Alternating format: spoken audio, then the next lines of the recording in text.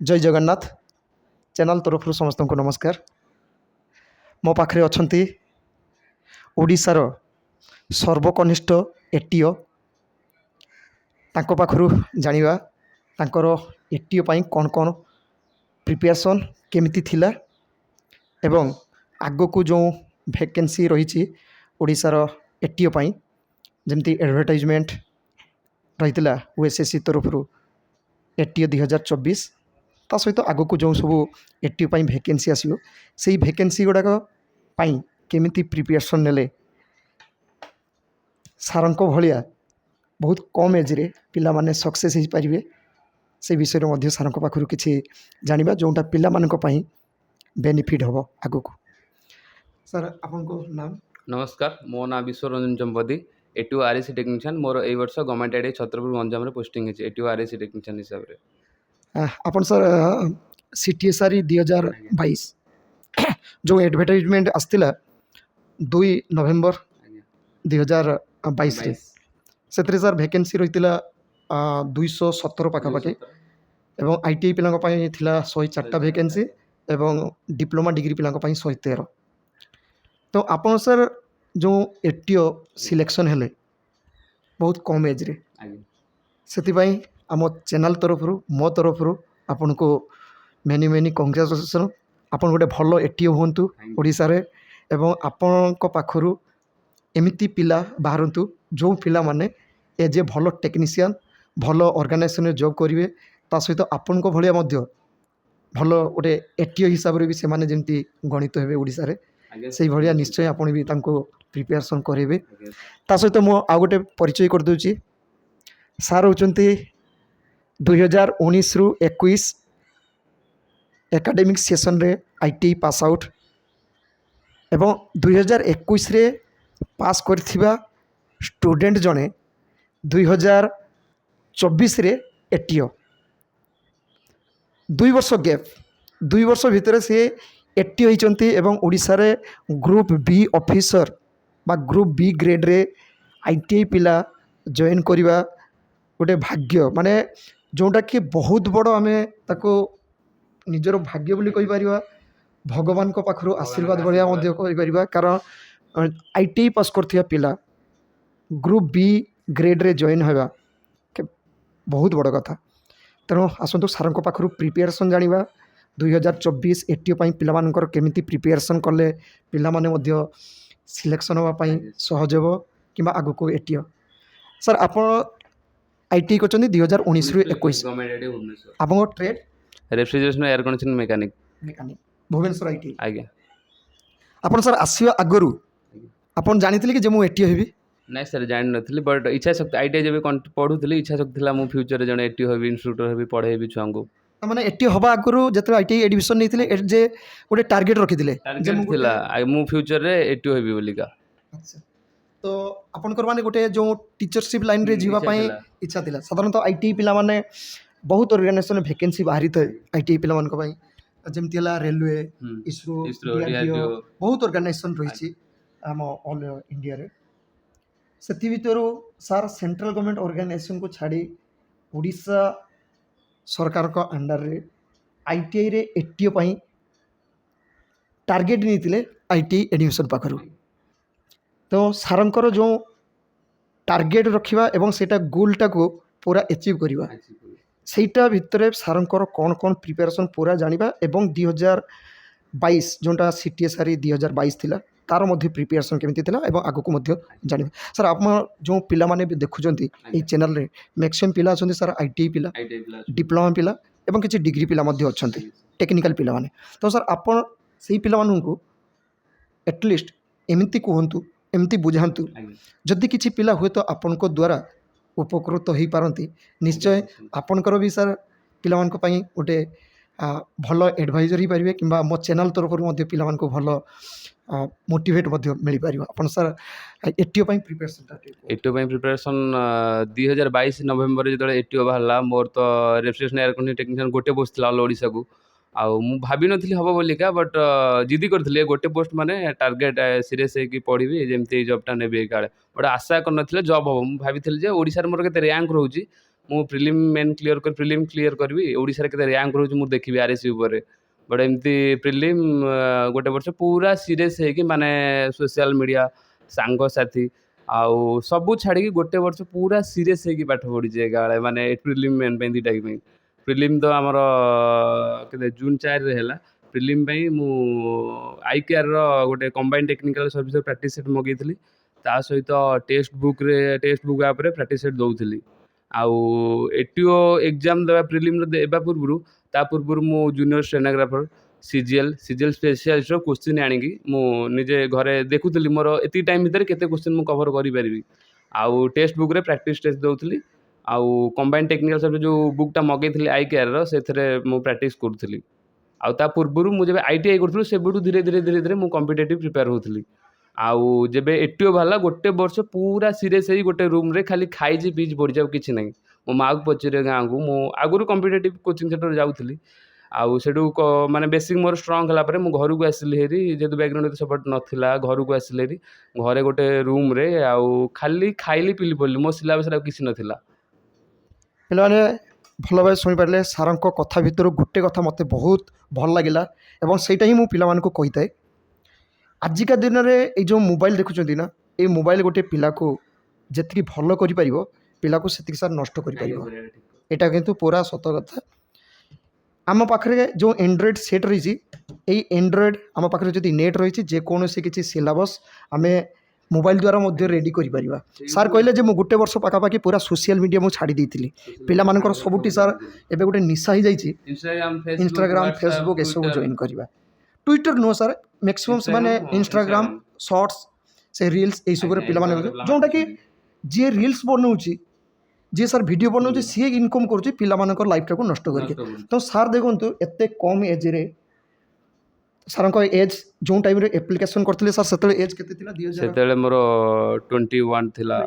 2022 ମୋ date of birth 5/2/2001। 2001 ଏବଂ ଯେତେବେଳେ ଆପ୍ଲାଏ 22 ବର୍ଷରେ ଏଟିଓ ପାଇଥିଲି। 22 ବର୍ଷରେ ସେ ଏଟିଓ ପାଇଛନ୍ତି ଏବଂ 22 ବର୍ଷରେ ଜଣେ ଏଟିଓ ଯେଉଁ ପାଇଛନ୍ତି, ସେଇ ଏଟିଓ ପାଇଁ ସେ କ'ଣ କରିଛନ୍ତି? ଗୋଟେ ବର୍ଷ ସୋସିଆଲ ମିଡ଼ିଆରୁ ବାହାରି ଯାଇଛନ୍ତି। ପୁରା ଗୋଟେ ବର୍ଷ ସୋସିଆଲ ମିଡ଼ିଆରୁ ସେ ଆଉଟ୍ ରହିଥିଲେ। ଗୋଟେ ରୁମ୍ ଭିତରେ ବସି ରହିଛନ୍ତି, ଖିଆପିଆ କରୁଛନ୍ତି, ମାଆ କେତେବେଳେ ଆସିକି ପଚାରୁଛନ୍ତି କ'ଣ ଖାଇବେ ନ ଖାଇବେ।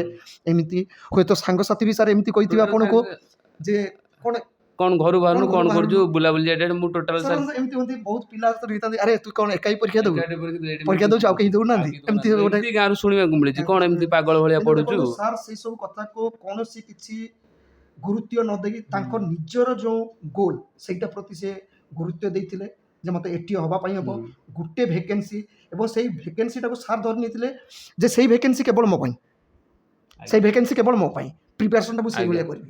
ଠିକ୍ ଆପଣ ସେଇଭଳିଆ ଭାବିଛନ୍ତି ଏବଂ ସେଇଭଳିଆ ପହଞ୍ଚି ପାରୁଛନ୍ତି। କିନ୍ତୁ ସାର୍ ପ୍ରିଲିମ୍ସ ପରେ ମେନ୍ ଏକ୍ଜାମ୍ ପାଇଁ ଆପଣ କେମିତି ପ୍ରିପାରେସନ୍ କରୁଛନ୍ତି? କାରଣ 2024ରେ ସାର୍ ଯେଉଁ ଭେକେନ୍ସି ବାହାରିଛି ସିଲାବସ୍ ପୁରା ଚେଞ୍ଜ।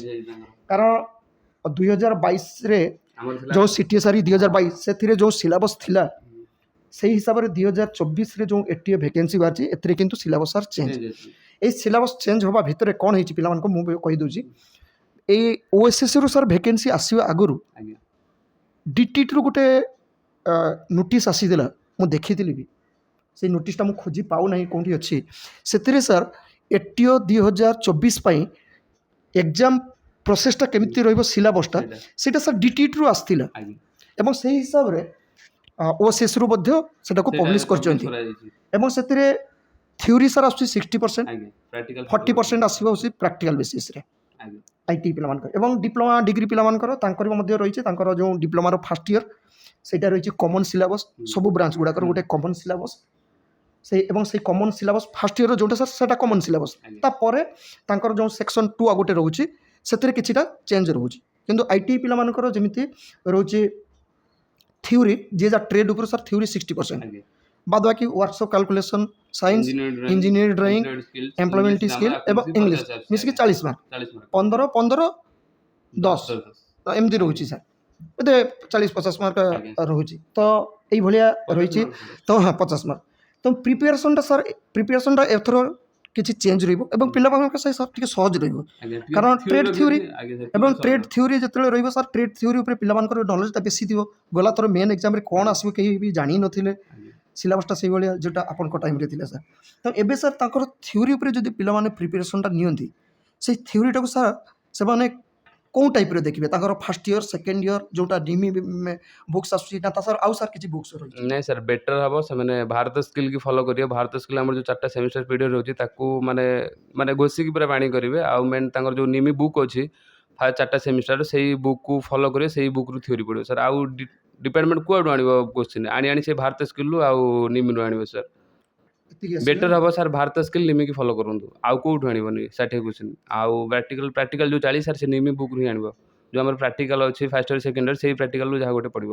ଆଚ୍ଛା ତା ପ୍ରାକ୍ଟିକାଲ ସାର୍ ପ୍ରାକ୍ଟିକାଲର ଯେଉଁ ସିଲାବସଟା ଆଜ୍ଞା ଓଏସିସିରୁ ଦେଇଦେଇଛି ଆଜ୍ଞା ସେଥିରେ ସାର୍ ବିଶେଷ କରି ତାଙ୍କର ଯେଉଁ ଇନଷ୍ଟ୍ରୁମେଣ୍ଟ ଉପରେ ଆସିବ ଆଜ୍ଞା ତାଙ୍କର ଇନଷ୍ଟ୍ରୁମେଣ୍ଟ କ'ଣ ଗୁଡ଼ାକ ରହୁଛି ପ୍ରତି ଟ୍ରେଡ୍ର ଯେଉଁ ଇଞ୍ଜିନିୟରିଂର ରହିଛି ଟ୍ରେଡ୍ ୱାଇଜ୍ କିଛି ଆଜ୍ଞା ରହିଥାଏ ତ ତାର ମଧ୍ୟ କିଛି ଆସିବ ମେଜରିଂ ଇନଷ୍ଟ୍ରୁମେଣ୍ଟ ବା ତାଙ୍କର ଯେଉଁ କିଛି ଯେମିତି ମାନେ ଗ୍ୟାସ୍ ଚାର୍ଜିଂ କିଛି ଆସେମ୍ବଲି କରିବା କିଛି ଡିସମେଣ୍ଟାଲ କରିବା ତାର ମତେ ଫିଟର ଟ୍ରେଡ୍ର ତାଙ୍କର ଆଜ୍ଞା ଫାଇଲ୍ ହଁ ସବୁ ଫାଇଲ୍ ପୁରା ଫାଇଲ୍ ଆସିବ ମେଟାଲକୁ ଏଇ ବ୍ଲକରେ କାଟିବା ଏମିତି ଫାଇଲ୍ କରିବା ସେଇ ଟାଇପ୍ରେ ଆସିବ ସାର୍। ସେଇ ଟାଇପ୍ର ଆସିବ। ତ ପିଲାମାନଙ୍କ ପାଇଁ ଏଥର ସାର୍ ଟିକେ ଇଜି ରହିପାରେ ମୁଁ କିନ୍ତୁ ଇଜି ସାର୍ ରହିବ ପରୀକ୍ଷା ଯେତେ ଇଜି ରୁହେ କଟଅଫ୍ଟା ସେତେ ବେଶୀ ହେଇଯାଏ। ଆଜ୍ଞା ସାର୍। ଯେଉଁ ପରୀକ୍ଷାରେ ଏକ୍ଜାମଟା ଯେତେ ଟଫ୍ ହୋଇଥାଏ ସେଥିରେ କଟଅଫ୍ଟା ସେତେ କଟଅଫ୍ଟା ଅଧିକ ଯାଏ ସେତେ ଟପ୍ ହେଇଥିଲେ କଟଅଫ୍ଟା କମ୍ ଯାଏ। ଆଜ୍ଞା। ଇଜି ହେଲେ ସମସ୍ତଙ୍କର ଇଜି ଇଜି ହେଲେ ହେଇଥିବ କଟଅଫ୍ଟା ଅଧିକ ବେଶୀ ଯିବ। ହେଇଯିବ। ତ ପିଲାମାନଙ୍କର ମଧ୍ୟ ପ୍ରିପାରେସନ୍ଟା ସେମିତି ରହିବା ଦରକାର ଏବଂ ଓଡ଼ିଶାରେ ଯେଉଁ ଭ୍ୟାକେନ୍ସି ବାହାରୁଛି ଏଇ ଏଟିଓ 2024 ଏମାନଙ୍କର ସାର୍ ବହୁତ ଜଲ୍ଦି ରିକ୍ରୁଟମେଣ୍ଟ ହେବ ଆଜ୍ଞା ବହୁତ ଜଲ୍ଦି। ଏବେ ତାଙ୍କର ଜୁଲାଇ ପ୍ରିଲିମ୍ସ 14ରେ ତାଙ୍କର ଜୁଲାଇ ପ୍ରିଲିମ୍ ଅଛି। 14ରେ ତାଙ୍କର ପ୍ରିଲିମ୍ସ ହେବ କାରଣ ତାଙ୍କର ମେ କେତେ ତାରିଖ ଲାଷ୍ଟ ଡେଟ୍ ଯାଇଥିଲା ହୁଁ ଏବଂ ବହୁତ ଜଲ୍ଦି ଜୁନ୍ ମାସ ତାଙ୍କର ହେବ ଏବଂ ପିଲା ସଂଖ୍ୟା ଆପ୍ଲାଏ କରିବା ସଂଖ୍ୟା ଏଥର ସାର୍ ବେଶୀ ହେଇଛି ହଁ ଆଜ୍ଞା କାରଣ ରିଜେକ୍ସନ୍ ଲିଷ୍ଟ ଆସିଛି 6719 ପିଲାଙ୍କର ରିଜେକ୍ସନ୍ ଆସିଛି। Rejection list. ତ ସାର୍ ରିଜେକ୍ସନ୍ ଲିଷ୍ଟ ଯଦି 6719 ହୁଏ ତାହେଲେ ସାର୍ ଆପ୍ଲିକେସନ୍ ସଂଖ୍ୟା ବି ବେଶୀ ଥିବ ବେଶୀ ଥିବ ବହୁତ ଥିବ ନିଶ୍ଚୟ ବେଶୀ ରହିବ। ଆଜ୍ଞା କିନ୍ତୁ ସାର୍ ଏତେ ଜଲ୍ଦି ଯେଉଁଠି ତାଙ୍କର ଆପ୍ଲିକେସନ୍ ସଂଖ୍ୟା ବେଶୀ ଏଟା ହୁଁ। ଠିକ୍ ଅଛି କିନ୍ତୁ ଏକ୍ଜାମଟା ଯେତେ ଜଲ୍ଦି ହେବ ପିଲା ପିଲାମାନଙ୍କର ପ୍ରିପାରେସନ୍ ପ୍ରିପାରେସନ୍ ହେଇନଥିବେ ସାର୍ ହେଇନଥିବ ଆଜ୍ଞା ସାର୍ କେବେ ବି ହେଇନଥିବ। ଆଜ୍ଞା ତ ପିଲାମାନଙ୍କୁ ମୋ ତରଫରୁ ସାର୍ଙ୍କ ତରଫରୁ ଗୋଟେ ଆଡ଼ଭାଇସ୍ ରହିବ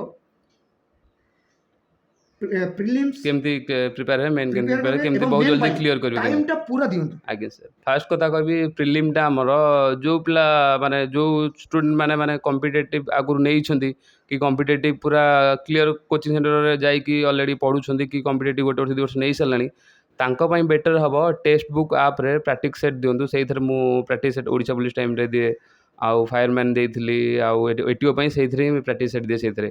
ଆଉ ବେଟର୍ ହେବ ଅଫଲାଇନ୍ର ଆଇ କେୟାରର ବହି ଆଣି ସେଥିରୁ ପ୍ରାକ୍ଟିସ୍ ସେଟ୍ କରନ୍ତୁ। ବେଟର୍ ହେବ ଟେକ୍ସଟ ବୁକ୍ ଆପ୍ରୁ ଡାଇରେକ୍ଟ କରେଣ୍ଟ ଆଫେୟାର ପକାଇ ଦେଉଛି। ଆଉ ବାକି ରହିଲା ୟୁଟ୍ୟୁବ୍ର ଯେଉଁ ଛୁଆ ଯେଉଁ ଷ୍ଟୁଡେଣ୍ଟ ମାନେ ବେସିକ୍ ଏବେ ପଢ଼ୁଛନ୍ତି ଏଟିଓ ପାଇଁ କି ଅଲଗା ଜବ୍ ପାଇଁ ତାଙ୍କ ପାଇଁ ବେଟର୍ ହେବ ଓଡ଼ିଆ ଚିନ୍ମୟ ସାର୍ ଚିନ୍ମୟ ପଣ୍ଡା କ୍ଲାସ୍ କରନ୍ତୁ। ମୁଁ ତାଙ୍କ କ୍ଲାସ୍ ବି କରିଛି। ବେଟର୍ ହେବ ସେ ପୁରା ବେସିକ୍ରୁ ବୁଝାନ୍ତି ଚିନ୍ମୟ ପଣ୍ଡା ସାର୍ଙ୍କର ୟୁଟ୍ୟୁବ୍ରୁ କ୍ଲାସ୍ କଲେ ପିଲା ବହୁତ ସରଳ ପ୍ରାଞ୍ଜଳ ଭାବେ ବୁଝିପାରିବେ ତାଙ୍କ କ୍ଲାସ୍ ଚିନ୍ମୟ ସାର୍ଙ୍କ କ୍ଲାସ୍। ଆଉ କରେଣ୍ଟ ଏଫେୟାର ବିଦ୍ୱାନ କମ୍ପିଟିସନରୁ ଡାଇରେକ୍ଟ ଆଣିକି ପକାଇଦିଏ ଚିନ୍ମୟ ପଣ୍ଡାଙ୍କ କ୍ଲାସ୍ ବି କରେ। ବିଦ୍ୱାନ କମ୍ପିଟିସନ୍ ଡାଇରେକ୍ଟ 3-4ଟା କରେଣ୍ଟ ଏଫେୟାର ଆଣିକି ପକାଇଥିଲା ଆରଥରକ ଏଟିଓରେ। ତାପରେ ମୁଁ ଜୁନିୟର ଷ୍ଟେନୋଗ୍ରାଫର ଦେଇଥିଲି। ବିଦ୍ୱାନ କମ୍ପିଟିସନ୍ ବେଟର୍ ହେବ କରେଣ୍ଟ ଏଫେୟାର ପାଇଁ। ଆଉ ଚିନ୍ମୟ ସାର୍ଙ୍କର ବେସିକ୍ କ୍ଲାସ୍ କରନ୍ତୁ। ଆଉ ଯେଉଁ ଛୁଆମାନେ କମ୍ପିଟେଟିଭ୍ ଭଲ କି ବର୍ଷେ 2 ବର୍ଷ 3 ବର୍ଷ ପଢ଼ିଲେଣି ଆଉ କମ୍ପିଟେଟିଭ୍ ଷ୍ଟ୍ରଙ୍ଗ ହେଇସାରିଲେଣି ତାଙ୍କ ପାଇଁ ବେଟର୍ ହେବ ସେମାନେ ଟେକ୍ସଟ ବୁକ୍ ଆପ୍ରେ ପ୍ରାକ୍ଟିସ୍ ସେଟ୍ ଦିଅନ୍ତୁ। ଆଇ କେୟାରର ବହି ଗୋଟେ ପ୍ରାକ୍ଟିସ୍ ସେଟ୍ ଆଣିକି ଏଟିଓ କି ସିଟିଏସ୍ର ଆଣିକି ସେଥିରେ ପ୍ରାକ୍ଟିସ୍ ସେଟ୍ ଦିଅନ୍ତୁ। ପ୍ରିଲିମ୍ ବେଟର୍ ରହିବ। ପ୍ରିଲିମ୍ ପାସ୍ କରିଯିବେ ଆଜ୍ଞା ସବୁବେଳେ ପ୍ରିଲିମ୍ସର ଭ୍ୟାକେନ୍ସିର 10 ଟାଇମ୍ସ ପାଖାପାଖି ପିଲାଙ୍କୁ ମେନ୍ ନାଇଁ ପାଇଁ 5 କ୍ୱାଲିଫାଇ ଟାଇମ୍ସ 5 ଟାଇମ୍ସ 5 ଟାଇମ୍ସ ପିଲାଙ୍କୁ ଆମ ମେନ୍ ପାଇଁ ଟାଇମ୍ରେ ନେବେ ଆଜ୍ଞା। କିନ୍ତୁ ସାର୍ ମେନ୍ ପାଇଁ ବି କେମିତି ପ୍ରିପାରେସନ୍ ନେବେ? ମେନ୍ ପାଇଁ ତ ଅଧିକ ଟାଇମ୍ ଦିଏନି। ଆମର ଜୁନ୍ 4ରେ ପ୍ରିଲିମ୍ ହେଇଥିଲା। ଜୁଲାଇ 27ରେ ଆମର ମେନ୍ ହେଇଯାଇଥିଲା ପାଖାପାଖି ମାସେ 1.5 ମାସ ଟାଇମ୍ ଥିଲା। ସେଇ ଭିତରେ ଆମର ଟାଇମ୍ରେ ସିଲାବସ୍ ଥିଲା 200 mark workshop calculation science engineering drawing ଆଉ ଏମ୍ପ୍ଲଏଡ୍ ସ୍କିଲ୍ସ 100ଟା କୋଶ୍ଚିନ୍ 200 ମାର୍କ ଥିଲା। ତାର ପ୍ରିପାରେସନ୍ ମୁଁ ସେଇ ଘରେ ଗୋଟେ ମାସ ଭିତରେ ଇଞ୍ଜିନିୟରିଂ ଡ୍ରଇଂ ଆମ ସିଲାବସ୍ ଯେତେବେଳେ ଏଟିଓ ଫାଷ୍ଟ ବାହାରିଲା ନା ସେବେଠୁ ମୁଁ ସିଲାବସ୍ କାଢ଼ି ଦେଇଥିଲି। କାଢ଼ିକି ଗୋଟେ ଡାଏରୀରେ ମୋର ଲେଖି ଦେଇଥିଲି ପ୍ରିଲିମ୍ ଏଇ ଚାପ୍ଟର ପଢ଼ିବ ମେନ୍ରେ engineering drawing workshop calculation science employed skills ଏଇ ଚାପ୍ଟର ପଢ଼ିବ। ମୁଁ ସେ ଚାପ୍ଟର ଗୁଡ଼ାକ ବାହାର କରିଦେଲି। ବାହାର କରିକି ମୁଁ ଭାରତ ସ୍କିଲ୍ ଫାଷ୍ଟ କଭର୍ କଲି 19ର ପୁରୁଣା ଏମ୍ପ୍ଲଏଡ୍ ସ୍କିଲ୍ସ ପିଡିଏଫ୍ ଏବେ ଯେଉଁ କଣ୍ଟିନ୍ୟୁ ଯେଉଁ ପିଲା କରୁଛନ୍ତି ତାଙ୍କର ଭାରତ ସ୍କିଲ୍ର ଏମ୍ପ୍ଲଏଡ୍ ପିଡିଏଫ୍ ଇଞ୍ଜିନିୟରିଂ ଡ୍ରଇଂ ଆଉ ୱାର୍କସପ୍ କାଲକୁଲେସନ୍ ବହି ତାକୁ ସବୁ କଲେକ୍ସନ୍ କରି ଡାଉନଲୋଡ଼ କରି ସେଇଥିରୁ ପ୍ରିପାରେସନ୍ ଚାଲିଥିଲା। ଆଉ ଇଡିର 2ଟା ବହି ଅନଲାଇନ୍ ଗୋଟେ ମଗେଇଥିଲି ଫ୍ଲିପକାର୍ଟରୁ ଆଉ ପଦ୍ମାଳୟରୁ ଗୋଟେ ଇଞ୍ଜିନିୟର ବହି କିଣିକି ନେଇଥିଲି। ଆଉ ୱାର୍କସପ୍ କାଲକୁଲେସନ୍ ସାଇନ୍ସ ଯେଉଁ ସିଲାବସ୍ ଯେଉଁ ଚାପ୍ଟର ଥିଲା ସେଇ ବହି ମୁଁ ନିଜେ ଘରେ ଗୋଟେ ମାସ କଷି କାଲକୁଲେସନ୍ ଇଡି ସବୁ କଷିକି ବାହାର କରିଛି। ଆଉ ମୋ ପ୍ରିପାରେସନ୍ ଗୋଟେ ବର୍ଷ ତ ପୁରା ସିରିୟସ୍ ହେଇ ପଡ଼ିଛି ଯେହେତୁ ପ୍ରିଲିମ୍ ପାସ୍ କରିଗଲି ନା ମନର ଗୋଟେ ଇଚ୍ଛା ଶକ୍ତି ଆସିଲା ହାରି ଆଉ ଗୋଟେ ପୋଷ୍ଟ ଅଛି ଆମେ 5 ଜଣ ସିଲେକ୍ସନ୍ ହେଇଛୁ ମୁଁ ନିଶ୍ଚୟ ମେନ୍ ପାରିବି କହିକି ଘରେ ଭଲ କିନି ଗୋଟେ ମାସ କାଲକୁଲେସନ୍ ଇଡି ଏମ୍ପ୍ଲଏଡ୍ ଚିହ୍ନିଛି ଖାଲି ମୋ ସିଲାବସ୍ ଥିଲା ଖାଲି ଖାଇବା ପଢ଼ିବା ଶୋଇବା ଆଉ କିଛି ନଥିଲା ସାଙ୍ଗସାଥି ସୋସିଆଲ ମିଡ଼ିଆ ସବୁ ଛାଡ଼ି ଦେଇଥିଲି ପୁରା ସିରିୟସ୍ ହେଇକି ପାଠ ପଢ଼ିଥିଲି କଷିଥିଲି ରାତି ଅନିଦ୍ରା ହେଇ ସେମିତି ଚାଲିଥିଲା ମୋ ପାଠପଢ଼ା। ଏବେ ସାର୍ ଏଟିଓ 2024ର ପ୍ରିଲିମିନାରୀ ଏକ୍ଜାମ୍ ରହିଛି ଜୁଲାଇ 14 ତାରିଖ। ଆଗେ 7 ତାରିଖ ଥିଲା, ସେଇଟା ପୁଣି ଚେଞ୍ଜ ହେଇଛି 14 ହେଇଛି। କିନ୍ତୁ ସାର୍ ତାଙ୍କର ପ୍ରିଲିମ୍ସ ଏକ୍ଜାମ୍ କମ୍ପ୍ଲିଟ୍ ହେବାର ଆଜ୍ଞା ହୁଏତ ମାସେରୁ 2 ମାସ ଭିତରେ ବୋଧେ ମେନ୍ ଏକ୍ଜାମ୍ ହେଇପାରେ। କାହିଁକି ଆମେ ଗୋଟେ ଡାଉଟ୍ କରୁଛୁ, ମେନ୍ ଏକ୍ଜାମ୍ ଡେଟ୍ ଏବେ ଆସିନାହିଁ, ଆସିନି କିନ୍ତୁ ଆମେ ଡାଉଟ୍ କାହିଁ କରୁଛୁ ନା ଓଡ଼ିଶାରେ ସରକାରୀ ITI 72, ଏଟିଓଙ୍କ ସଂଖ୍ୟା ଟିକେ କମ୍ ରହିଛି କମ୍ ରହିଛି ଏବଂ 2024ରେ ଯେଉଁ ପିଲାମାନେ ଏଡ଼ମିସନ୍ ନେବେ ତାଙ୍କର ମଧ୍ୟ ଏଡ଼ମିସନ୍ ସାର୍ ଜୁଲାଇ ଲାଷ୍ଟ ସୁଦ୍ଧା ହେଇଯିବ, ଜୁଲାଇ ଲାଷ୍ଟରେ ଆଡମିସନ୍ କମ୍ପ୍ଲିଟ୍ ହେଇଯିବ ଏବଂ ସେମାନଙ୍କର ବୋଧେ କ୍ଲାସ୍ ଅଗଷ୍ଟରୁ ଷ୍ଟାର୍ଟ ହେଇଯିବ। ତ ଆଶା କରାଯାଏ ଯେଉଁ ଆଡ଼ଭର୍ଟାଇଜମେଣ୍ଟ ଆସିଛି ଏଟିଓ 2024 ତାଙ୍କର ରିକ୍ରୁଟମେଣ୍ଟ ସାର୍ ଅକ୍ଟୋବର ନଭେମ୍ବର ହେଇଯାଇପାରେ। ଆଜ୍ଞା ଅଗଷ୍ଟ ଲାଷ୍ଟ ସେପ୍ଟେମ୍ବର ଫାଷ୍ଟରେ ମେନ୍ କରିକି ଅକ୍ଟୋବର ନଭେମ୍ବରରେ ଅକ୍ଟୋବର ନଭେମ୍ବର ଜଲ୍ଦି ହେଇଯିବ। ତ ପିଲାମାନେ ଆମେ ରିକ୍ରୁଟମେଣ୍ଟ ଯେତେବେଳେ ଆମେ ଗୋଟେ ଆଶା କରୁଛୁ ଯେ ଅକ୍ଟୋବର ନଭେମ୍ବର ହେବ, ତାମାନେ ତା ଆଗରୁ ମାସେ 1.5 ମାସ ଆଗରୁ ସାର୍ ମେନ୍ ହେବ। ତ ପିଲାମାନେ ଏବେ ଯଦି ପାରାଲେଲି ସାର୍ ପ୍ରିଲିମ୍ସ ସହିତ ବି କିଛି ଟାଇମ୍ ଦିଅନ୍ତୁ, ତା ସହିତ ମେନ୍ ପାଇଁ ବି ମଧ୍ୟ ଟାଇମ୍ ଦିଅନ୍ତୁ। ଆମର ପ୍ରିଲିମ୍ସଟା ପ୍ରଥମ ଷ୍ଟେପ୍ ଦରକାର, ତାପରେ ମେନ୍। କିନ୍ତୁ ଆମେ ମେନ୍ ଯଦି ପ୍ରିଲିମ୍ସଟା ସାର୍ ପୁରା ଟାଇମ୍ ଆମେ ଦେଇଦେବୁ ଏବେ, ତାହେଲେ ମେନ୍ ପାଇଁ ସାର୍ କମ୍ ଟାଇମ୍ ମିଳିବ, କମ୍ ଟାଇମ୍ ମିଳିବ। ତେଣୁ ପ୍ରିଲିମ୍ସ ପାଇଁ ବି ପୁରା ପିଲାମାନେ ଟାଇମ୍ ସେଟ୍ କର, ଏତେ ଟାଇମ୍ ଆମେ ପ୍ରିଲିମ୍ସ ପାଇଁ ଦେବୁ, ତାପରେ ଆଉ କିଛି ଟାଇମ୍ ଆମେ ମେନ୍ ପାଇଁ ଦେବୁ। ଏବେଠାରୁ ପ୍ରିଲିମ୍ସ ଯେଉଁଦିନ ଶେଷ ହେବ ସେଦିନ ସାର୍ ପୁରା ଫୁଲ୍ ଟାଇମ୍ ମେନ୍ରେ ଦେଇଦେବା ଭଲ, କାରଣ ଆଜିକା ଦିନରେ ଗୋଟେ ସାର୍ ଜବ୍ ପାଇବା ବହୁତ କଷ୍ଟ, ବହୁତ ଟଫ୍, ଆଜ୍ଞା ବହୁତ ଟଫ୍।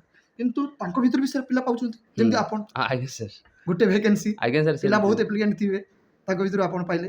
ମୁଁ ଆକ୍ଚୁଆଲି ପିଲାମାନଙ୍କୁ ଏଇଥିପାଇଁ ସାର୍ଙ୍କ ସହିତ ଆପଏଣ୍ଟମେଣ୍ଟ ନେଇଥିଲି ଆଜି ଏଇ ଟାଇମ୍ରେ ଛୁଟି, କାରଣ ମୁଁ ଯେଉଁଦିନ ଜାଣିଥିଲି ଯେ ସାର୍ ମାନେ ସବୁଠାରୁ ୟଙ୍ଗେଷ୍ଟ ଏଟିଓ ଏବଂ CTSRE 2022ରେ ଯେତେ ଜଣ ଆପ୍ଲିକାଣ୍ଟ ଥିଲେ ତାଙ୍କ ଭିତରେ ସାର୍ଙ୍କ ଏଜ୍ଟା ହେଉଛି ସବୁଠାରୁ କମ୍।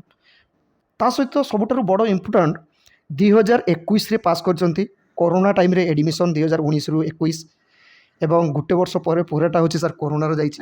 ତା ଭିତରେ ବି ସାର୍ ଏତେ ପ୍ରିପାରେସନ୍ ହେଇଛନ୍ତି, 2021ରେ ITI କମ୍ପ୍ଲିଟ୍, 2022ରେ ଆଡ଼ଭର୍ଟାଇଜମେଣ୍ଟ ଆସିଛି, ମାନେ ଗୋଟେ ବର୍ଷ ସାର୍। ଏବଂ ଆଡ଼ଭର୍ଟାଇଜମେଣ୍ଟ ପରେ ପ୍ରିପାରେସନ୍ ଏମିତି ରଖିଛନ୍ତି, ଗୋଟେ ଭେକେନ୍ସି ସାର୍ଙ୍କ ପାଇଁ, ସେଇ ଭେକେନ୍ସିଟା ସାର୍ଙ୍କ ପାଇଁ ହିଁ ଥିଲା। ତେଣୁ ସାର୍ ଯେଭଳିଆ ପିଲାମାନଙ୍କୁ କହୁଛନ୍ତି ପିଲାମାନେ ସେମିତି ପ୍ରିପାରେସନ୍ ଚାଲୁ ରଖନ୍ତୁ। ତା ସହିତ ସାର୍ ଯଦି କୌଣସି ପିଲା ଆପଣଙ୍କ ସହିତ କଣ୍ଟାକ୍ଟ କରିବା ପାଇଁ ଚାହେଁ ମୋ ଚ୍ୟାନେଲର ଦେଖିକି, ଆପଣ ଟିକେ ସାର୍ ତାଙ୍କୁ ବି ଗାଇଡ୍ କରିବେ। ଆଜ୍ଞା ସାର୍ ଆପଣ ମୋ ନମ୍ବର ସେୟାର କରିଦେବେ, ଆଉ ନମ୍ବର ସାର୍ ବହୁତ ସମୟ ହୁଏ କାରଣ ନମ୍ବରଟା ଆମେ ଦେଇପାରୁନୁ, କାରଣ ୟୁଟ୍ୟୁବର ଆମେ ଏଜୁକେସନ୍ ଚ୍ୟାନେଲ ବହୁତ ଟାଇମ୍ ବାହାରୁ ସାର୍ କଲ୍ ଆସେ ଯେଉଁଟାକି ଆପଣଙ୍କୁ ଡିଷ୍ଟର୍ବ। ଯେଉଁ ପିଲାମାନଙ୍କର ଆକ୍ଚୁଆଲି ଦରକାର ସେଇ ପିଲାମାନେ ଏଇ ଚ୍ୟାନେଲର ଏବାଉଟ୍ରେ ଫେସବୁକ୍ ଲିଙ୍କ୍, ଇନଷ୍ଟାଗ୍ରାମ ଲିଙ୍କ୍ ରହିଛି, ସେଠି ଜଏନ୍ କରିବେ। ମୋତେ ଏଟିଓ ବିଷୟର ସାର୍ଙ୍କ କଥା କହିବେ, ମୁଁ ସାର୍ଙ୍କ ନାମଟା ଜଷ୍ଟ ତଳେ ମେନସନ୍ କରିଦେଇଥିବି। ସାର୍ଙ୍କ ନମ୍ବର ଚାହିଁଲେ ମୁଁ ତାଙ୍କୁ ସାର୍ ଦେଇଦେବି ନମ୍ବର, କାରଣ ଓପେନଲି ଦେଲେ ବହୁତ ଗୁଡ଼ାକ ବେଫାଲତୁ ସାର୍ କଲ୍ ଆସେ, ମିସୟୁଜ୍ କରିବେ। ତ ସାର୍ଙ୍କ ନମ୍ବର ମୁଁ ଦେବି, ସାର୍ଙ୍କ ସହିତ କଥା ହୁଅ। ସାର୍ ଯେଭଳିଆ ଗାଇଡ଼ କରୁଛନ୍ତି ସାର୍ଙ୍କ ଗାଇଡ଼ଟାକୁ ଟିକେ ସିରିୟସଲି ନିଅ, ତା ସହିତ ନିଜେ ବି ପ୍ରିପାରେସନ୍ କର, ନିଜେ ବି କିଛି ମେଟେରିଆଲ୍ କଲେକ୍ସନ୍ କର, ନିଜେ ବି ପ୍ରିପାରେସନ୍ ବଢ଼ାଅ, କାରଣ ସାର୍ ସମସ୍ତଙ୍କ ପ୍ରିପାରେସନ୍ ଟିକେ ଅଲଗା ଅଲଗା ରହିଥାଏ। ଆଜ୍ଞା ସାର୍ ମୋର ସବୁ ନିଜେ ପ୍ରିପାରେସନ୍ ମୁଁ ନେଇଥିଲି। ସାର୍ ଯେମିତି କହୁଛନ୍ତି ସେଟା ଦେଖନ୍ତୁ, ଯଦି ଭଲ ଲାଗୁଛି ସେ ସାର୍ଙ୍କ କଥା ମାନନ୍ତୁ, ତା ସହିତ ନିଜେ ବି ଟ୍ରାଏ କରନ୍ତୁ। ଏବଂ ଏଇ ଚ୍ୟାନେଲର ଆଗରୁ ମଧ୍ୟ ଜଣେ ଏଟିଓ ଥିଲେ ସୁନିତା ମ୍ୟାମ୍, ତାଙ୍କର ବି ଭିଡ଼ିଓ ମଧ୍ୟ ରହିଛି। ସାର୍ଙ୍କ ନମ୍ବର, ସାର୍ଙ୍କର ଭିଡ଼ିଓ ଏବେ ଆପଲୋଡ଼ ହେଇଯିବ, ସାର୍ଙ୍କ ପାଖରୁ ମଧ୍ୟ ବହୁତ କିଛି ଇନକ୍ୱାରି କରିପାରିବେ। ତେଣୁ ସାର୍ ଯଦି କୌଣସି ପିଲା କିଛି ମେଟେରିଆଲ୍ ପାଇଁ ପଚାରେ, ଆଜ୍ଞା ଯେକୌଣସି ଟ୍ରେଡ୍ ହଉ, ଆପଣ ତ ଏଟଲିଷ୍ଟ ପ୍ରୋସେସଟା ସେମ୍ ରହିଥାଏ, ଟ୍ରେଡ୍ ଅଲଗା ଅଲଗା ରହିଥାଏ, କିନ୍ତୁ ଆପଣ ସେଇ ପ୍ରୋସେସର ପିଲାମାନଙ୍କୁ ବି ଟିକେ ବୁଝିବେ। ଯେଉଁ ପିଲାମାନେ ଆପଣଙ୍କ ପାଖରୁ ଏଟଲିଷ୍ଟ ଗୋଟେ ପିଲା ବି ଯଦି ଆପଣଙ୍କୁ ଗାଇଡ଼ କରିକି ଯେ ଆପଣଙ୍କ କଥାକୁ ମାନିକି ଯଦି ସେ ଏଟିଓ ପାଇଗଲା, ଏଟଲିଷ୍ଟ ସେ ପିଲା ଲାଇଫ୍ ବଞ୍ଚିଯିବ। ତା ସହିତ ସାର୍ ଆପଣଙ୍କର ବି ଲାଗିବ ଯେ ହଁ ଚାଲ ମୋ ପାଇଁ ଜଣେ କିଏ ନା କିଏ ପାଇଛି। ଫାଷ୍ଟ କଥା କହିବି ତ ପ୍ରିଲିମ୍ ପାଇଁ ଫାଷ୍ଟ କଥା କହିବି ସୋସିଆଲ ମିଡ଼ିଆ ସାଙ୍ଗସାଥି ଛାଡ଼ିଦେବା ଦରକାର, କାରଣ ଆମକୁ ଗୋଟେ ବର୍ଷ 6 ମାସ ପ୍ରିପାରେସନ୍ ହେଇକି ଆମକୁ ଏଟିଓ ବଜେଇବାର ଅଛି, ଗଭର୍ଣ୍ଣମେଣ୍ଟ ଚାକିରି କରିବାର ଅଛି। ଆଉ ଆମେ ଗୋଟେ ମିଡ଼ିଲ୍ କ୍ଲାସ୍ ଫ୍ୟାମିଲି ବିଲଙ୍ଗସ୍ କରୁ, ଯେହେତୁ first social media Instagram Facebook delete କରିବା ଦରକାର। ସାଙ୍ଗସାଥି ସବୁ ଛାଡ଼ିବା ଦରକାର। ଖାଲି ଆମ ସିଲାବସ୍ ଖାଇବା ପିଇବା ପଢ଼ିବା। ପ୍ରିଲିମ୍ ପାଇଁ ବେଟର୍ ହେବ ଚିନ୍ମୟ ସାର୍ଙ୍କ ୟୁଟ୍ୟୁବ୍ କ୍ଲାସ୍। ଆଉ ଯେଉଁମାନେ ଛୁଆ ବେସିକ୍ ବୁଝିପାରୁନାହାନ୍ତି, ଆମେ ତ ଅଫଲାଇନ୍ ଆମର ପାଖରେ ପଇସା ନାହିଁ ନା କେଉଁ କୋଚିଂ ସେଣ୍ଟର ଯାଇକି ପଢ଼ିବା ଏଇଟା ସେଇଟା କରିବା। ଆମକୁ ୟୁଟ୍ୟୁବ୍ ଆମେ ପଜିଟିଭ୍ ବ୍ୟବହାର କରିକି ଆମେ ଚିନ୍ମୟ ପଣ୍ଡା ସାର୍ଙ୍କର କ୍ଲାସ୍ କରିବା ୟୁଟ୍ୟୁବ୍ରେ। ଆଉ ଟେକ୍ସଟ ବୁକ୍ ଆପରେ ପ୍ରାକ୍ଟିସ୍ ସେଟ୍ ଦେବା, କାରଣ ଡାଇରେକ୍ଟ କୋଶ୍ଚିନ୍ ସେଇଥିରୁ ଆସିବ ଆଉ ସେଇ ଟାଇପ୍ର କୋଶ୍ଚିନ୍ ଆସୁଛି ମ୍ୟାଥ୍ ରିଜନିଂ ଡାଇରେକ୍ଟ। ଆଉ ଗୋଟେ ପ୍ରାକ୍ଟିସ୍ ସେଟ୍ ଆଣିକି ପ୍ରାକ୍ଟିସ୍ କରିବା। ଦେନ୍ ପ୍ରିଲିମ୍, ମୁଁ ଯେତେବେଳେ ପ୍ରିଲିମ୍ ପ୍ରିପେୟାର ହେଉଥିଲି ସେବେଠୁ ମୁଁ ମେନ୍ର କୋଶ୍ଚିନ୍ ଟିକେ ଟିକେ ପ୍ରିପେୟାର ହେଉଥିଲି। ମେନ୍ର ସିଲାବସ୍ କ'ଣ ଡେଲି ମୋ ଡାଏରୀରେ ବାହାର କରି ଲେଖିଦେଇଥିଲି। କାଲକୁଲେସନ୍ ଏତିକି ପଡ଼ିବ, ଇଡି ଏତିକି ପଡ଼ିବ, ଇଏସ୍ ଏତିକି ପଡ଼ିବ, ଏମ୍ପ୍ଲଏଡ୍ ସ୍କିଲ୍ସ ଏଇ ଚାପ୍ଟରରୁ ଆସିବ। ମୁଁ ସେଇ ଚାପ୍ଟର ପିଡିଏଫ୍ ବାହାର କରେ, ସେଇ ଚାପ୍ଟରର ଭାରତୀୟ ସ୍କୁଲ୍ ଏମ୍ପ୍ଲଏଡ୍ ଯେଉଁ କାଲକୁଲେସନ୍ ଆଉ ଇଞ୍ଜିନିୟରିଂ ଡ୍ରଇଂ ଆଣିକି କଷେ। ଆଉ ସେଇଟା ହିଁ ବେଟର୍ ହେବ। ଆଉ ଅଲଗା ଟ୍ରେଡ୍ ଯାହା ଏବେ ତ ଥିଓରି 60 କରିଦେଇଛି, ପ୍ରାକ୍ଟିକାଲ୍ 40 କରିଦେଇଛି। Calculation, yes, ED, English grammar 50 କରିଛି। ଥିଓରି ପାଇଁ ବେଟର୍ ହେବ ତୁମେମାନେ ସବୁ ନିମି ବୁକ୍ ଆଉ ଭାରତ ସ୍କିଲ୍ ପିଡିଏଫ୍ ପ୍ରାଞ୍ଜଳ ଭାବେ ପାଣି କର। ଆଉ ନିମି ବୁକ୍ ହିଁ ଫଲୋ କର। ଆଉ ପ୍ରାକ୍ଟିକାଲ ପାଇଁ ସେ ନିମି ବୁକ୍ ହିଁ ଫଲୋ। ନିମି ବୁକ୍ରୁ ପ୍ରାକ୍ଟିକାଲ ତୁମର ITI ସବୁ କରିଥିବ ନା, ITIର ଯେଉଁ ପ୍ରାକ୍ଟିକାଲ ତୁମର ହେଇଛି, ଫିଟର ହଉ, ଇନଷ୍ଟ୍ରୁମେଣ୍ଟ ହଉ, RS ହଉ, ଇଲେକ୍ଟ୍ରିସିଆନ୍, ଇଲେକ୍ଟ୍ରୋନିକ୍ସ, ଯେତେ ସବୁ ଟ୍ରେଡ୍ ଅଛି ITI ସିଲାବସ୍ରେ ଯାହା ଅଛି ସେଇ ସିଲାବସ୍ରୁ ପ୍ରାକ୍ଟିକାଲ ଆସିବ, ସେଇ ସିଲାବସ୍ରୁ ଥିଓରି ଆସିବ। ବେଟର୍ ହେବ ନିମି ବୁକ୍କୁ ଫଲୋ କର ଆଉ ଭାରତ ସ୍କିଲ୍ ଫଲୋ କର। ଆଉ କାଲକୁଲେସନ୍, ଇଡି, ଇଏସ୍ ପାଇଁ ସେଇ ଭାରତ ସ୍କିଲ୍ର ଯେଉଁ ପିଡିଏଫ୍ ଅଛି ସେଇଟାକୁ ପ୍ରାଞ୍ଜଳ ଭାବେ ପାଣି କର। ଆଉ ଯେଉଁ କାଲକୁଲେସନ୍, ଇଡି, ଇଏସ୍ର ଯେଉଁ ଇଏ ଅଛି ସେଇଟା ସେଇଠି ବହିକୁ ଆଣିକି କଷ। ସେ ସିଲାବସ୍କୁ ଚାପ୍ଟର କ'ଣ କ'ଣ ଅଛି, ଯେଉଁ ୟୁନିଟ୍ ଅଛି କି ମାସ୍ ଅଛି କି ଯେଉଁ ଚାପ୍ଟର ଅଛି, ସେଇ ଚାପ୍ଟର ଇଡି ହଉ କାଲକୁଲେସନ୍ ହଉ ଆଣିକି ସେଇକୁ ନିଜେ କଷ। ସିରିୟସ୍ ହେଇକି ପାଠ ପଢ଼ିବା ଦରକାର 1 ବର୍ଷ 6 ମାସ। ଆଉ ହାତରେ ଟାଇମ୍ ନାହିଁ ନା, ଜୁଲାଇ 14ରେ ପ୍ରିଲିମ୍ ଅଛି। ଯେଉଁ ପିଲାମାନେ ଦେଖୁଛନ୍ତି ସମସ୍ତଙ୍କୁ ପୁଣି ଥରେ ଆମର ରିକ୍ୱେଷ୍ଟ ରହିବ, ସୋସିଆଲ ମିଡ଼ିଆରୁ ଦୂରେଇକି ରୁହ। ସୋସିଆଲ ମିଡ଼ିଆକୁ ପୁରା ଛାଡ଼ି ଦିଅ, କାରଣ ସୋସିଆଲ ମିଡ଼ିଆ ସାର୍ ପୁରା ନଷ୍ଟ କରିଦେଉଛି ପିଲାମାନଙ୍କୁ। ଟାଇମ୍ 2 ମିନିଟ୍ ଜାଗାରେ 2 ଘଣ୍ଟା ନେଇଯିବ, 10 ମିନିଟ୍ ଜାଗାରେ 10 ଘଣ୍ଟା ନେଇଯିବ। ପିଲାମାନେ ବୁଝିପାରିବେନି। ଟୋଟାଲି ସୋସିଆଲ ମିଡ଼ିଆର ଦରକାର ପଡ଼ିଲେ ଅନଇନଷ୍ଟଲ୍ କରିଦିଅ। ସାଙ୍ଗମାନେ କନେକ୍ଟ ଛାଡ଼ିଯାଉ ସାର୍। ଛାଡ଼ିଯାଉ, କିଛି ନାହିଁ। କାରଣ ସାର୍ ଯେତେବେଳେ ସାର୍ ଆପଣ ସକ୍ସେସ୍ ହେବେ ସେମାନେ ଆସିକି ଯୋଡ଼ି ହେବେ ନା ଆପଣଙ୍କ ପାଖରେ, ଆପଣଙ୍କୁ ଖୋଜିବେ। କେଉଁ ସାଙ୍ଗ ବି ଆପଣଙ୍କର ସାର୍ ନିଜର ନୁହଁ। ଆପଣ ଯେତେବେଳେ ମୁଁ ଯେତେବେଳେ ଚାକିରି ନ କରିଥିଲି, ଯାଉଥିଲି କୋଚିଂ ସେଣ୍ଟର ଯାଉଥିଲି, କୁଆଡ଼େ ଯାଉଥିଲି, ମୋତେ କହିଲେ କାହିଁ ସେ କୋଚିଂ ସେଣ୍ଟର ଯାଉଛୁ, କେଉଁ ଚାକିରି ହେବ, ଚାକିରି ତ ହେଉନି, କାହିଁ ପଢ଼ୁଛୁ, ଏତେ ବର୍ଷ ହେଲାଣି, 21-22 ହେଲାଣି, ଆଉ କାହିଁ ITI କରୁଛୁ, କେଉଁଠି ଯାଇକି ପ୍ରାଇଭେଟ୍ରେ ଜବ୍ କରେ। ITI କରିକି ତୁମେ ମୋତେ ଏମିତି ବି ସାଙ୍ଗମାନେ କହୁଛନ୍ତି, ITI କରିକି ତୁମେ କରିବ କ'ଣ, କେଉଁଠି ଯାଇକି ତାର ମୋଡ଼ିବ, ନହେଲେ RSର କେଉଁଠି ଫ୍ରିଜ୍ ଏସି କାମ କରିବ। ମୁଁ କହିଲି ନାହିଁ, ମୁଁ ତ ସେଇଟା କରିବି ଯେହେତୁ ପ୍ରାକ୍ଟିକାଲ ସ୍କିଲ୍ ଶିଖିଛି, କିନ୍ତୁ ମୁଁ ଗଭର୍ଣ୍ଣମେଣ୍ଟ ଜବ୍ ପାଇକି ଗୋଟେ ଦେଖେଇବି। ଯେହେତୁ ମୋର ଗୋଟେ ପୋଷ୍ଟ ଥିଲା RSର, ଜାଣିଥିଲି ହେବ ବୋଲି ଇଚ୍ଛା ଥିଲା, କିନ୍ତୁ ଜାଣିନଥିଲି ହେଇଯିବ ବୋଲି। ମୁଁ କହିଲି ମୋର ଦେବି ଫାଷ୍ଟ ଆଟେମ୍ପ୍ଟ, ଓଡ଼ିଶାରେ ମୋର କେତେ ର୍ୟାଙ୍କ ରହୁଛି ଦେଖିବା। କିନ୍ତୁ ପ୍ରିଲିମ୍ ସିରିୟସ୍ ହେଇକି 1 ବର୍ଷ 2022 ନଭେମ୍ବରରୁ 2023 ଜୁଲାଇ ଅଗଷ୍ଟ ଯାଏଁ ପୁରା ସିରିୟସ୍ 1 ବର୍ଷ ପ୍ରିପାରେସନ୍ ଗୋଟେ ରୁମ୍ରେ ଥିଲା। ଖାଲି ଖାଇବା ପିଇବା ପଢ଼ିବା, ଆଉ କିଛି ନଥିଲା। ଖେଳ ଖେଳି, ସାଙ୍ଗସାଥି, ମଜାମସ୍ତି ସବୁ ଛାଡ଼ି ଦେଇଥିଲି, ସୋସିଆଲ ମିଡ଼ିଆ ଛାଡ଼ି ଦେଇଥିଲି। ମୋ କ୍ଲାସ୍ ଖାଲି ସକାଳୁ ଉଠେ ମାନେ ୟୁଟ୍ୟୁବରେ କ୍ଲାସ୍ ପୁରା ଚାପ୍ଟର ଆଜି ସକାଳୁ ଏତିକି ମ୍ୟାଥ୍, ଏତିକି ରିଜନିଂ, ଏତିକି କରେଣ୍ଟ ଆଫେୟାର୍, ଆଜିର କରେଣ୍ଟ ଆଫେୟାର୍ ପ୍ରିପେୟାର ହେବି। ତ ବୁଝିପାରିଲେ ପିଲାମାନେ, ମାନେ ସୋସିଆଲ ମିଡ଼ିଆକୁ ପୁରା ଛାଡ଼ିଦିଅ। ଦରକାର ନାହିଁ ସାଙ୍ଗସାଥି। ସାଙ୍ଗସାଥି ଜବ୍ ହେଲା ପରେ ଦୌଡ଼ିକି ଆସିବେ, ସମସ୍ତେ ସାର୍ ଆସିବେ, ଏବେ ତ ସବୁ ଆସିଯିବେ। ଆଜ୍ଞା ସାର୍, ଯେଉଁମାନେ ଆମ ଖବର ରଖୁନଥିବେ ସେମାନେ ବି ସାର୍ ଖବର ରଖିବେ, କେଉଁଠି ଅଛୁ, କ'ଣ ଅଛୁ ପୁରା। ତ ଆମେ କାହିଁକି ଆମ ଲାଇଫ୍ଟା ଯେଉଁଠି ଆମେ ଗୋଟେ ମଣିଷ ଯଦି 70 ବର୍ଷ 60-70 ବର୍ଷ ବଞ୍ଚିବ, ସେ ସାର୍ ପ୍ରଥମେ କାହିଁକି ଏଇ ଟାଇମ୍ରେ ଗୋଟେ ଭେକେନ୍ସିର ଠିକ୍ 1-2 ବର୍ଷ ସେ ଛାଡ଼ି ଦେଉ ସବୁ କିଛି। ଆଜ୍ଞା ତାପରେ ସାର୍ ଲାଇଫ୍ ଯେତେବେଳେ ଠିକ୍ ଚାଲିବ, ବହୁତ ଜଣ ଆମ ସାଙ୍ଗରେ କଣ୍ଟାକ୍ଟ ହେଇଯିବେ। ଠିକ୍ ଅଛି, ଆମେ ସାର୍ଙ୍କ ପାଖରୁ ବହୁତ କିଛି ଜାଣିଲୁ ଏବଂ ସାର୍ ଯେମିତି କହିଲେ ପିଲାମାନେ ସେମିତି ପ୍ରିପାରେସନ୍ ଷ୍ଟାର୍ଟ କର। ଯଦି ପିଲାମାନଙ୍କର କିଛି ଦରକାର ପଡ଼େ କଣ୍ଟାକ୍ଟ ମଧ୍ୟ କରିପାରିବେ। ଆଉ ଥରେ କହି ରଖୁଛି, ଏହି ଚ୍ୟାନେଲ୍ର ଏବାଉଟ୍ରେ ଫେସବୁକ୍ ଲିଙ୍କ୍, ଇନଷ୍ଟାଗ୍ରାମ ଲିଙ୍କ୍ ରହିଛି, ସେଠି ଜଏନ୍ କରିବେ, ମେସେଜ୍ କରିବେ। ସାର୍ଙ୍କ ପାଖରୁ ଯାହା ଦରକାର ମୋତେ କହିବେ, ମୁଁ ସାର୍ଙ୍କ ନମ୍ବର ଦେଇଦେବି। ତାପରେ ସାର୍ଙ୍କ ସହିତ ପୁରା କଣ୍ଟାକ୍ଟ କରିବେ, ସାର୍ ମଧ୍ୟ ପିଲାମାନଙ୍କୁ ହେଲ୍ପ କରିବେ। ତା ସହିତ ସାର୍ 2024ରେ ଯେଉଁ ITI ଆଡ଼ମିସନ୍ ଏବେ ନୋଟିସ୍ ଚାଲିଛି ବା ପିଲାମାନେ ଆପ୍ଲାଏ କରିଦେଇଛନ୍ତି, ସେଥିରେ ସାର୍ ଯଦି କୌଣସି ପିଲା ଆପଣଙ୍କ ITIରେ ଜଏନ୍ କରୁଛି, ଆମ ଚ୍ୟାନେଲ୍ ତରଫରୁ ଗାଇଡ଼ ନେଇ ବା ଆମ ଚ୍ୟାନେଲ୍ର ଯେଉଁମାନେ ଫଲୋ କରୁଛନ୍ତି ତାଙ୍କ ଭିତରୁ ଯଦି ସାର୍ କେହି ଜଏନ୍ କରୁଛନ୍ତି ଆପଣଙ୍କ ITIରେ, ତା ସହିତ ଆପଣଙ୍କ ITIରେ ଯେକୌଣସି ପିଲା ଯଦି ଜଏନ୍ କରୁଛି, ଆପଣଙ୍କ ତରଫରୁ ସାର୍ ସେଇ ପିଲାମାନଙ୍କୁ ଟିକେ ଏନକରେଜ୍ ରହିବ, ତାଙ୍କୁ ହେଲ୍ପ ରହିବ। ଆଜ୍ଞା ସାର୍, ମୋର ତ ଗଭର୍ଣ୍ଣମେଣ୍ଟ ITI ଛତ୍ରପୁର ଏଇ ବର୍ଷ ପୋଷ୍ଟିଂ ହେଇଛି। ଆଉ ମୁଁ ତ ଚାହୁଁଛି ସେଠି 6ଟା ଟ୍ରେଡ୍ ଥିଲା, ଏବେ 2ଟା ନୂଆ ଟ୍ରେଡ୍ ଖୋଲିଛି। ଆଗରୁ electrician, fitter, RSC, welder, instrument mechanic, electronics 6ଟା ଟ୍ରେଡ୍ ଥିଲା। ଏବେ ବର୍ଷ ଆଉ 2ଟା ଖୋଲିଛି, attendant operator chemical plant and electric vehicle. ମୁଁ କହୁଛି ଆସନ୍ତୁ ସେଇଠି ଆମେ ନୂଆ 5 ଜଣ ଏଟିଓ ଜଏନ୍ କରୁଛୁ ମାନେ କେମିତି ଗୋଟେ ଛୁଆକୁ ଭଲ ଭାବେ ପଢ଼େଇବା ପାଠ ପଢ଼ିବା ତ ବଡ଼ କଥା ନୁହଁ, କେମିତି ଭଲ ଶିକ୍ଷା ଦେଇକି ଛାଡ଼ିବା ସମାଜରେ କେମିତି ଚଳିବା କାହାକୁ କେମିତି ବିହେଭିଅର କରିବା ଆଉ ଭଲ ପ୍ରାକ୍ଟିକାଲ କେମିତି ଥିବା ଫ୍ୟୁଚର ମାନେ ITI ସରୁ କେମିତି ଭଲ ଜାଗାରେ ଗଭର୍ଣ୍ଣମେଣ୍ଟ ସେକ୍ଟରରେ ତାର ଆପ୍ରେଣ୍ଟିସସିପ୍ କରିବା ତାର କେମିତି ଏଟିଓ ପାଇଁ କି DRDO ଇସ୍ରୋ କି ଏଲ୍ପିରେ ପ୍ରିପେୟାର ହେବ ଆମେ ମୁଁ ପୁରା ଏକାଳେ ଗୋଟେ ଛୁଆକୁ ମାନେ ଭଲରେ ପ୍ରିପାରେସନ୍ କରିକି ITI ଭଲ ପ୍ରାକ୍ଟିକାଲ ସହିତ ତା ସହିତ ମାନେ ITI ଆଫ୍ଟର ITIରେ କେମିତି ଭଲ ଜାଗାରେ ଜଏନିଂ ହେବ ଭଲ ଆପ୍ରେଣ୍ଟିସ୍ ପାଇବ ଭଲ ଗଭର୍ଣ୍ଣମେଣ୍ଟ ସେକ୍ଟରରେ ପ୍ରିପେୟାର ହେବ ଆଉ ସେଇଟା ସାର୍ ମୁଁ କହିବି କିଛି ନାହିଁ ଆପଣ ପିଲାଙ୍କୁ ପଢ଼ାନ୍ତୁ। ଆପଣ ସାର୍ ପିଲା ଯିଏ ଯାହା ଟ୍ରେଡ୍ର ସିଏ ତ ଟ୍ରେଡ୍ର ଥିଓରି ଜାଣିବେ ପ୍ରାକ୍ଟିକାଲ ଜାଣିବେ କିନ୍ତୁ ପ୍ରିପେରେସନ୍ରେ ଟ୍ରେଡ୍କୁ ଛାଡ଼ିକି ବାଦ ବାକି ଯେଉଁ ପ୍ରିପେରେସନ୍ ଗୁଡ଼ାକ ରହେ ସେଇଟା ସାର୍ ସବୁ ଟ୍ରେଡ୍ର ସେମ୍। ମୁଁ ଜାଣି ଛୁଆ ଯେମିତି ସାର୍ ମାନେ ମୁଁ ଯେମିତି କମ୍ ଏଜ୍ ଚାକିରି ପାଇଲି ଛୁଆମାନଙ୍କର ତ ମୁଁ ଜଣେ ଇନ୍ସପାୟାର ଛୁଆମାନେ କହନ୍ତୁ ଯେମିତି ବିଶ୍ୱ ସାର୍ କମ୍ ଏଜ୍ ଚାକିରି ଆମେ ବି ସେମିତି 21, 22, 20, 23 ଆମେ ବି ଜଣେ ଏଟିଓ କି DRDO ଟେକ୍ନିସିଆନ୍ କି ଇସ୍ରୋ ଟେକ୍ନିସିଆନ୍ କି LPN ଟେକ୍ନିସିଆନ୍ ଯେମିତି ଆମେ ଜବ୍ କରୁ ମୁଁ ଚାହୁଁଛି ମୁଁ ଯେମିତି କମ୍ ଏଜ୍ରେ ପାଇଲି ମୋ ଛୁଆମାନେ କେମିତି ସେମିତି କମ୍ ଏଜ୍ରେ ପାଇବେ ଷ୍ଟୁଡେଣ୍ଟ ମାନେ ମୋର ସାର୍ ଏମିତି ବି ପିଲା ଅଛନ୍ତି ମୋଟିଭେସନ୍ ଦେବି।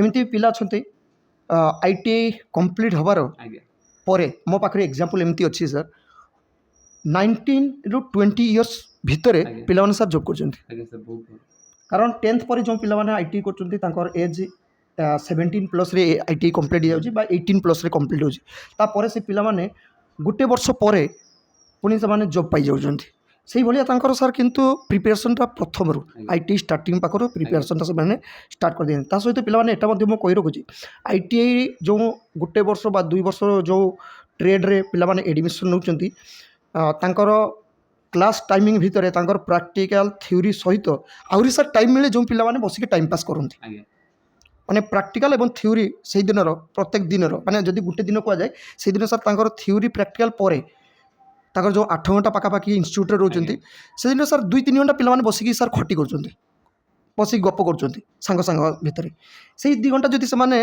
ଅଲରେଡ଼ି ପ୍ରିପାରେସନ୍ ପାଇଁ ଯଦି ଲାଗି ପଡ଼ନ୍ତି ତାଙ୍କୁ ସାର୍ ବହୁତ କମ୍ ଆଜ୍ଞା ଟାଇମ୍। ସାର୍ ଆମ କଲେଜରେ ମାନେ ଥିଓରି ପ୍ରାକ୍ଟିକାଲ ସହିତ ଆମର ସପ୍ତାହକୁ ମାନେ ସରି ଡେଲି 1 ଆୱାର 2 ଆୱାର ମାନେ ଆମେ ସପ୍ତାହକୁ PSU କ୍ଲାସ୍ ଛୁଆମାନଙ୍କୁ ସବୁ ଯାହାର ଇଣ୍ଟରେଷ୍ଟ ହେଉଛି ଫାର୍ଷ୍ଟ ଇୟର ସେକେଣ୍ଡ ଇୟର ଆମେ ଛୁଆମାନଙ୍କୁ PSU କ୍ଲାସ୍ ମାଧ୍ୟମରେ ମ୍ୟାଥ୍ ଗୋଟେ ଦିନ reasoning computer current affair GK general science English ଗ୍ରାମର ଡେଲି ସମସ୍ତେ ଆମେ ପୁରା ଫ୍ରିରେ ଯେଉଁମାନେ ITI ଆଡ଼ମିସନ୍ କରନ୍ତି ଆମ ଛତ୍ରପୁର ITIରେ ଆମେ ଡେଲି 1 ଘଣ୍ଟା 2 ଘଣ୍ଟା ତାଙ୍କୁ କମ୍ପିଟେଟିଭ୍ କ୍ଲାସ୍ ହିଁ କରୁ ମାନେ ଫ୍ରିରେ ଛୁଆମାନଙ୍କୁ ବେଟର ହେବ ଛୁଆ ମାନେ ଥିଓରି ପ୍ରାକ୍ଟିକାଲ ଷ୍ଟ୍ରଙ୍ଗ ଅଛି ତ ଗୋଟେ ITIରେ ପାସ୍ ଆଉଟ୍ ହେଲା ସହ ତାର କମ୍ପିଟେଟିଭ୍ ଷ୍ଟ୍ରଙ୍ଗ ହୋଇଯାଇଥିବ। ଆସନ୍ତୁ ଆମ ଓଡ଼ିଶାରେ 72ଟା ITI ରହିଛି 72 ITI ବିଭିନ୍ନ ଡିଷ୍ଟ୍ରିକ୍ଟରେ ସବୁ ITI ଗୁଡ଼ାକ ରହିଛି ଯିଏ ଯେଉଁଠି ଏଡ଼ମିସନ୍ ନେବେ ପିଲାମାନେ ନେଇପାରିବେ କିନ୍ତୁ ଛତ୍ରପୁର ଯଦି ଆସନ୍ତି ସାର୍ଙ୍କୁ ପାଇଯିବେ ଏବଂ ସାର୍ ଯେଉଁ କହିଲେ ନା ଯେ ପ୍ରତ୍ୟେକ ଦିନ ଆମେ 1 ଘଣ୍ଟା ପିଲାଙ୍କୁ ପ୍ରିପାରେସନ୍ ପାଇଁ ଆମେ ପ୍ରିପାରେସନ୍ କରାଉଛୁ ଏକ୍ଜାମ୍ ପାଇଁ ତ ପିଲାମାନେ ଯଦି ଛତ୍ରପୁର ଆସୁଛନ୍ତି ତାହେଲେ ଏଇ ସୁବିଧା ମଧ୍ୟ ପାଇଯିବେ ଏବଂ ସାର୍ ସେଠି ଅଛନ୍ତି ସାର୍ଙ୍କ ସହିତ ଆଉ 5 ଜଣ ଏଠି ଅଛନ୍ତି ନ୍ୟୁ ରିକ୍ରୁଟମେଣ୍ଟ ତ ସେଇ এই ଯେଉଁ 5 ଜଣ ପୁରା ଟିମ୍ ହେଇକି ପିଲାଙ୍କୁ ପ୍ରିପାରେସନ୍ କରିବେ ସାର୍ ଯେଉଁଟା କହିଲେ ତ ପିଲାମାନେ ଛତ୍ରପୁର ITIକୁ ଯେଉଁ ପିଲାମାନେ ଆସିବା ପାଇଁ ଚାହୁଁଥିବ ଆସିବ ସାର୍ଙ୍କ ସହିତ କଣ୍ଟାକ୍ଟ କରିବ ଏବଂ ପ୍ରିପାରେସନ୍ ITI ଏଡ଼ମିସନ୍ ପାଖରୁ ଯେଉଁଥିରେ କ୍ଲାସ୍ ଷ୍ଟାର୍ଟ ହେବ ସେଇଦିନ ପାଖରୁ ମଧ୍ୟ ସାର୍ଙ୍କ ଦ୍ୱାରା ପ୍ରିପାରେସନ୍ ମଧ୍ୟ ଷ୍ଟାର୍ଟ କରିବ ଫ୍ୟୁଚର ଜବ୍ ପାଇଁ ତ ସାର୍ ଆମେ ଆଜି ପିଲାମାନଙ୍କୁ ଯେଉଁ ଆଡ଼ଭାଇସ୍ ଦେଲୁ ପିଲାମାନେ ନିଶ୍ଚୟ ଦେଖିବା ସହିତ ଯେଉଁ ପିଲାମାନେ ଆମକୁ ଆପଣଙ୍କ ନମ୍ବର ଚାହିଁବେ ମୁଁ ତ ଦେଇଦେବି ଆପଣ ସାର୍ ତାଙ୍କୁ ମଧ୍ୟ ଡାଉଟ୍ ରହିଲା ସାର୍ ପ୍ରିଲିମ୍ ମେନ୍ ପାଇଁ ପ୍ରିପାରେସନ୍ ପାଇଁ ଆପଣ ତାଙ୍କୁ ମୋ ନମ୍ବର ଦେବେ ଆପଣଙ୍କ ନମ୍ବର ଦେଇଦେବେ ମୁଁ ସାର୍ ତାଙ୍କୁ ବୁଝେଇଦେବି ପ୍ରିପାରେସନ୍ କେମିତି କରିବେ କେଉଁଠୁ ପଢ଼ିବେ କେତେ କ'ଣ କଟଅଫ୍ ଯିବ ପ୍ରିଲିମ୍ କେଉଁଠୁ ପଢ଼ିବେ ମେନ୍ କେଉଁଠୁ ପଢ଼ିବେ କ'ଣ ସିଲାବସ୍ ଯିଏ ବି ବୁଝିପାରୁନାହାନ୍ତି ମୁଁ ଚାହୁଁଛି ବୁଝନ୍ତୁ ଶିଖନ୍ତୁ ବହୁତ କମ୍ ଟାଇମ୍ ଅଛି ବହୁତ ଜଲ୍ଦି ପ୍ରିପେୟାର ହୁଅନ୍ତୁ ଆଉ କମ୍ ଟାଇମ୍ ଆମ ହାତରେ ରହିଲା ଯାହାର କିଛି ଡାଉଟ୍ ରହିଲା ମୋତେ ପଚାରିବେ ସାର୍ଙ୍କୁ ପଚାରିବେ କମେଣ୍ଟ ସେକ୍ସନରେ ଆଉ ସାର୍ଙ୍କ ନମ୍ବରକୁ କଲ୍ କରିବେ ମୁଁ ବି ମୋ ନମ୍ବର ସାର୍ଙ୍କୁ ଦେଇଦେବି ଆଉ ମୋ ନମ୍ବରକୁ କଲ୍ କରିବେ କିଛି ନାହିଁ ଓକେ ଆମେ ସାର୍ଙ୍କ ପାଖରୁ ବହୁତ କିଛି ଜାଣିଲୁ ସାର୍ ଥ୍ୟାଙ୍କ ୟୁ ଆପଣ ପିଲାମାନଙ୍କୁ ବହୁତ ଭଲ ଭାବେ ବୁଝେଇଲେ ଥ୍ୟାଙ୍କ ୟୁ ନମସ୍କାର।